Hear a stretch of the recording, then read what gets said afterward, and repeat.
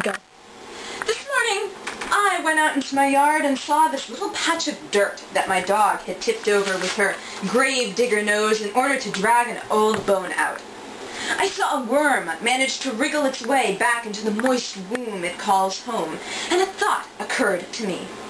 I picked up a handful of that cotton dirt, and I held it up to the sun. And when I let it trickle through my fingers like the sand from an hourglass, I realized, my God, dirt is more valuable than gold. Nothing else on this earth can grow the food that fuels us. Without dirt, where would we stand? Where would we be able to hide the lacquered sun that we call oil? Better yet, where would the plant and animal matter that originally came from carbon dioxide and water billions of years ago spring up from today, as complicated as it is? Where would be the tower that says, in no uncertain terms, I eat you, or the continent that gave rise to humanity? And when did humanity become such squawking crows? You know how those birds are. They think everything shiny is worth keeping.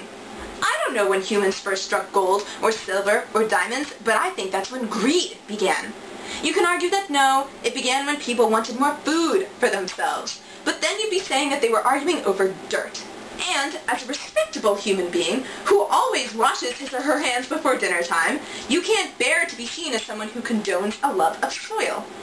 So, you support gold and diamonds and silver instead, all of which can be found on the bloodiest place on the planet, where every stone struck in anger does not pour forth water, but screams a history of slaughter and fighting and killing in order to spread the example that you do not act out or you will be shot.